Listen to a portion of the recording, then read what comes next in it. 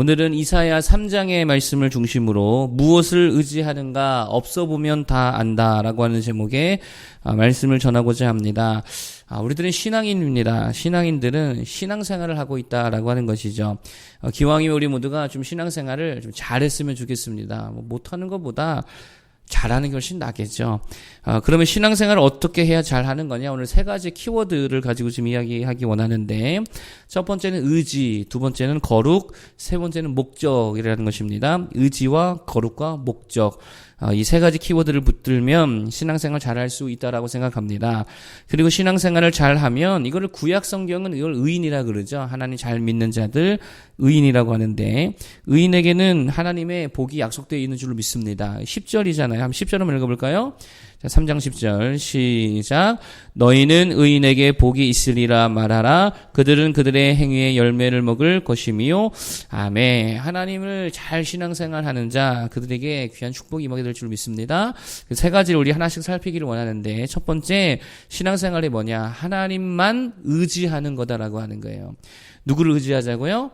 하나님만 의지하자. 조사 하나가 되게 중요한데, 하나님도 의지하자가 아니죠. 하나님만 의지해야 된다라고 하는 것입니다. 이게 신앙생활 잘하는 모습이라는 거예요.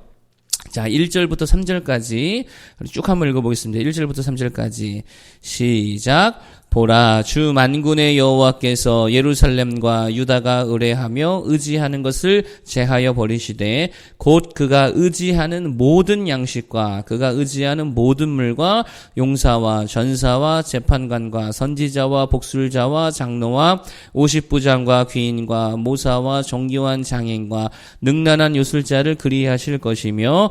아멘. 하나님 뭐라고 말씀하시냐면, 예루살렘과 유다가 의뢰하며 의지하던 모든 것을 다 제하여 버리시겠다, 이렇게 말씀하시죠. 하나님 빼고 의지하는 모든 것들, 어떤 것이라도 하나님 외에 다른 것들을 의지하면 하나님이 싫어하신다는 게 좋아하신다는 거예요. 하나님 싫어하시더라라고 하는 것입니다. 그러면서 쭉 나열을 하고 있는데, 유다와 이스라엘이 뭐를 의지했느냐? 모든 양식과 모든 물을 의지했다 그러죠. 재물을 의지했다, 이렇게 보면 되겠죠. 또 용사와 전사, 이거는 힘을 의지했다, 군사력을 의지했다, 그런 거고요. 재판관, 이건 뭐예요? 지혜를 의지했다라는 것이죠. 또 선지자와 복술자, 또 하나님 외에 다른 영적인 어떤 것들을 의지한 거고, 장로와 50부장, 장로는 이게 경험자들이잖아요. 그렇죠? 경험자들. 그러니까 경험을 의지한 거고, 정교한 장인을 의지했다. 자기 실력을 의지했다는 것이고요. 요술자, 미신을 의지했다. 이런 거잖아요. 가만히 보면 되게 우리들이 의지하고 사는 것들이다라고 하는 것입니다. 그런데 하나님은 하나님 외에 의지하는 그 어떤 것들도 다 싫어하시고, 그래서 제하여 버리시겠다라고 하는 것이죠. 하나님만 의지하기를 바라겠습니다. 그럼 지금 우리가 무엇을 의지하고 살아가고 있는가, 이걸 좀 점검해 봐야 되는데, 이걸 어떻게 알 수 있느냐라고 하는 거예요. 뭐든 그렇지만 말로는 알아야 몰라요. 말로는 잘 모릅니다. 아무리 말로는 내가 하나님 의지합니다라고 말한다 하여도 그 말은 아무것도 아니죠. 그 말은 능력이 아니잖아요. 그럼 어떻게 아느냐? 말씀대로 제해보면 아는 거예요. 제하여 보면 안다는 것입니다. 하나님 제하여 버리시되 그러잖아요. 그러니까 하나님께서 뭔가를 제하셨을 때, 없이 하셨을 때, 그때 막 흔들린다. 그러면 그게 내가 의지하고 있던 거라는 거예요. 예를 들면 이런 거죠. 하나님이 돈을 제하셨다. 한 300 벌어놨는데 수입이 확 100으로 줄었다. 그런데 그때 흔들리고, 그거 메꾸겠다고 예배도 빠지고 돈 벌러 다니고 막 그렇게 흔들린다. 그러면 내가 뭘 의지하고 살았던 거예요? 돈 의지하고 살았던 거죠. 또 하나님이 애인과 헤어지게 했다. 그런데 막 흔들려요. 막 술 먹고 다니고, 막 기도도 안 하고, 성가대니 교사니 하다 사역도 다 때려치고, 정신 못 차리더라. 그럼 뭐 의지하고 산 겁니까? 그 애인 의지하고 산 거지. 그게 자기 하나님이지. 여러분, 그런데 욥이요. 왜 하나님의 사람이죠? 욥은요, 다 제했습니다. 하나님 다 취하셨잖아요. 그런데도 물론 좀 흔들렸지만 그럼에도 불구하고 중심을 잃어버리지 않았다라고 하는 거예요. 그러니까 의인으로 섰지요. 하나님이 뭐를 제하셨습니까? 재물 다 제하셨잖아요.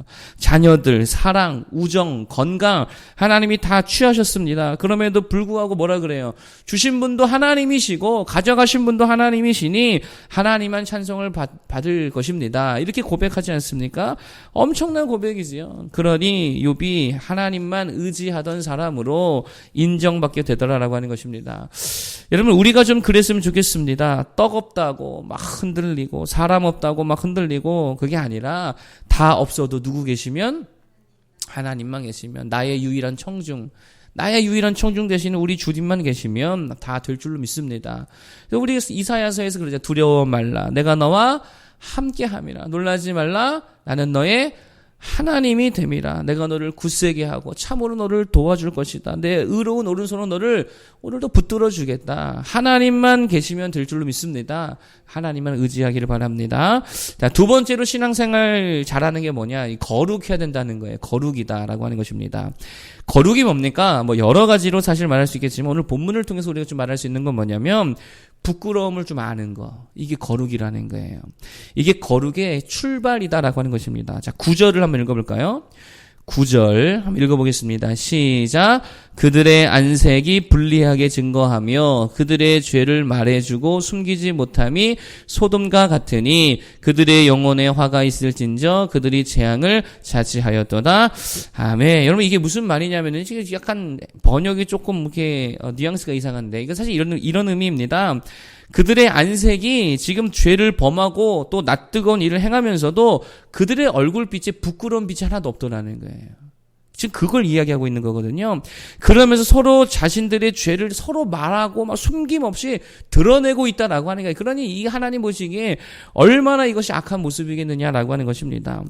당초에 부끄러움이 없더라는 거예요. 죄를 지었으면 사람이 지금 어떻게 해야 됩니까? 부끄러워할 줄 알아야 되잖아요. 그래야지 그거 가지고 재물 가지고 하나님 앞에 가서 주님, 내가 부끄러운 죄를 지었습니다. 이 재물 드리오니 주님 용서하옵소서. 이렇게 제사 드리면 그게 거룩함 아닙니까? 그런데 이놈의 세상에 뭐가 없습니까? 부끄러움이 없다라고 하는 거예요. 여러분, 얼마 전에 한 모텔에서 살인사건이 일어나지요. 제가 그거 보고 충격을 금하지 못했는데, 사람을 죽이고 그 시신을 다 훼손했잖아요. 근데 그 유가족들 앞에서 그놈이 죽을 짓을 했다고, 자기가 죽여놓고 그놈이 죽을 짓을 해서 내가 죽였다고, 나는 잘못 없다고, 끝까지 후회 안 한다고, 그러면서 심지어 재판장에서 유가족들을 비웃었다 그래요. 제가 정말 이거 깜짝 놀랐습니다. 야, 그런 거 보면서 제가 진짜 말세구나. 여러분, 사람이요, 이렇게 부끄러워할 줄 알아야 그게 사람 아닙니까? 그리고 그게 또 거룩하면 거기서부터 출발되는 거 아니겠습니까? 야, 얼마나 어떻게 저렇게 악할 수가 있을까? 그런데 가만히 보면 하나님께서 우리를 보실 때도 그럴 수 있다는 거예요. 성도라 하면서 물건 속여 팔면서도 부끄러움이 전혀 없잖아요. 제가 뭐 장사하시는 분들 신앙생활에서 여러 봤는데도 그런 모습들이 좀 다 있더라는 것이죠.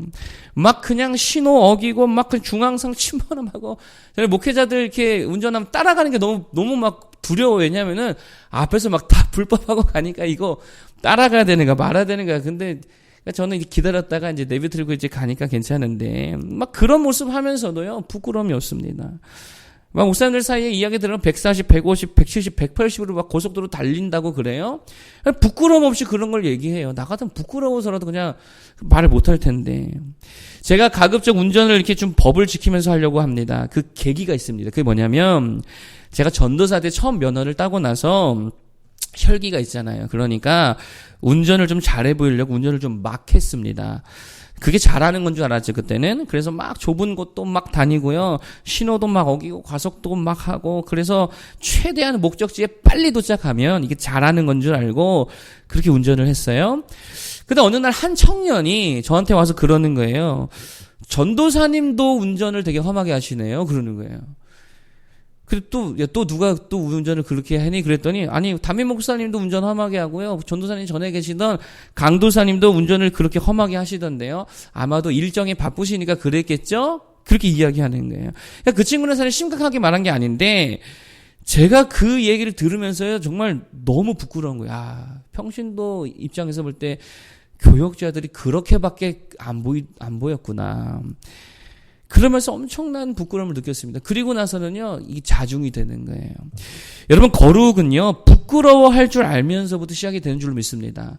썬데이 크리스찬이다면 부끄러워할 줄 알아야죠. 주일날 11시에 딱 드리고 가면 부끄러운 거 아닙니까? 직분을 받았음에도 평일에 예배 한 번 못 나온다. 1년 내내 한 번도 못 나온다. 부끄러워야죠. 하루에 뭐 2, 30분도 기도하지 못한다. 이거 부끄러워할 일이죠. 나도 모르게 거짓말이 툭 나왔다. 그럼 이거 어떻게 해야 돼요? 이거 진짜 부끄러운 일이거든요. 저도요, 이제 목회자가 됐으면서도, 전도사가 됐으면서도, 언젠가 전도 나갔는데, 자존심 때문에 읽지도 않은 책을, 저도 그 책 읽어봤거든요. 이런 적이 있어요. 읽어보지도 않았는데, 그냥 표지만 읽은 거지. 서점에서 봤을 뿐인데, 자존심 때문에 저도 그 책 읽어봤거든요. 그랬다가 그날 하루 종일 얼마나 이게 부끄러워서 견딜 수가 없는지. 그 부끄러움을 느껴야 그거 가지고 십자가로 나아가서 용서를 구하지 않겠습니까? 여러분, 결국 다윗과 사울의 차이가 뭡니까? 부끄러움을 아느냐 모르느냐 그거거든요. 다윗은 부끄러움을 알았어요. 사울은 몰랐습니다. 그게 거룩인 줄로 믿습니다. 부끄러워할 줄 아는 우리 거룩한 신앙인들 되기를 바라겠습니다. 마지막 세 번째는 목적이라는 거예요. 목적을 붙들어야 될 줄로 믿습니다. 어떤 목적이냐? 하나님께서 우리를 부르신 목적을 붙들어야 된다는 게 그게 신앙생활이지요. 자, 14절과 15절 한번 읽어볼까요? 14절과 15절 시작. 여호와께서 자기 백성의 장로들과 고관들을 신문하러 오시리니 포도원을 삼킨 자는 너희이며 가난한 자에게서 탈취한 물건이 너희의 집에 있도다. 어찌하여 너희가 내 백성을 짓밟으며 가난한 자의 얼굴에 맷돌질하느냐. 주 만군의 여호와 내가 말하였느니라 하시도다. 아멘. 자, 여기 보니까 하나님께서 장로와 고관들을 신문하러 오시겠다 이렇게 말씀하시죠. 어떤 신문이에요? 하나님께서 장로와 고관들을 세우신 그 하나님의 목적대로 그들이 잘 행하고 있는가 이거 한번 살펴보러 오신다는 거잖아요. 그래서 살펴보니까 신문에 보니까 어떻다는 거예요. 하나님의 목적대로 그 부르심대로 하지 못하고 오히려 그 권세를 이용해서 권력을 이용해서 백성을 짓밟고 빼앗고 죽이고 그러고 있다는 거예요. 그래서 너희 심판하겠다라고 하는 것이죠. 이는 무슨 말입니까? 부르신 목적대로 하나님께서 세우신 목적대로 살아야 된다는 거예요. 부르신 목적을 붙들어야 이게 신앙생활인 줄로 믿습니다. 하나님이 부르신 목적이 있잖아요. 근데 그 목적 다 까먹고 내 마음대로 한다. 내 목적대로 한다. 그 신앙생활은 아니죠. 목회자로 부르셨으면 뭘로 살아야 됩니까? 뭐 되든 안 되든 목회자로 살아야지요. 설교하며 살아야죠. 성도로 부르셨다. 그럼 어떻게 살아야 됩니까? 거룩하게 기도하며 살아야지요. 증인으로 부르셨고 제자로 부르셨고 예배자로 부르셨고 사명자로 부르셨으면 그 부르심의 목적에 합당하게 살아야 될 줄 믿습니다. 가정에서 우리를 뭐로 부르셨어요? 아버지와 어머니로 또 부부로 아내와 남편으로 부르셨잖아요. 그러면 그 부르심에 맞게 살아야지요. 학생이면 학생의 목적에 맞게 살고 교회면 교회의 목적답게 예배하고 선교하고 기도하는 공동체가 되어야 될 줄 믿습니다. 여러분 이 나라의 지금 문제가 뭐예요? 나라의 문제. 제가 보니까 뭐 그런 거예요. 자신의 소명을 다 잊어버렸어요. 자신의 소명을 자기 자리를 잃어버렸습니다. 그리고 나서 뭐만 하냐? 자기 주머니 채우는 데만 급급해 있다는 거예요. 종교 영역이든 교육의 영역이든 의료계든 뭐 정치계든 다 그러고 있다는 거예요. 그게 망조죠. 부르심에 충실해야 될 줄로 믿습니다. 그 목적대로 쓰임 받는 자들 되길 바라겠습니다. 재물도 마찬가지죠. 돈도 주신 목적이 있잖아요. 하나님께서 주신 목적대로 사용하고 재능도 능력도 실력도 우리 주님 거잖아요. 내 거 아니잖아요. 그러면 주인의 목적대로 사용할 수 있는 모두가 되길 바라겠습니다. 그게 신앙생활입니다. 입으로는 뭐 해야 됩니까?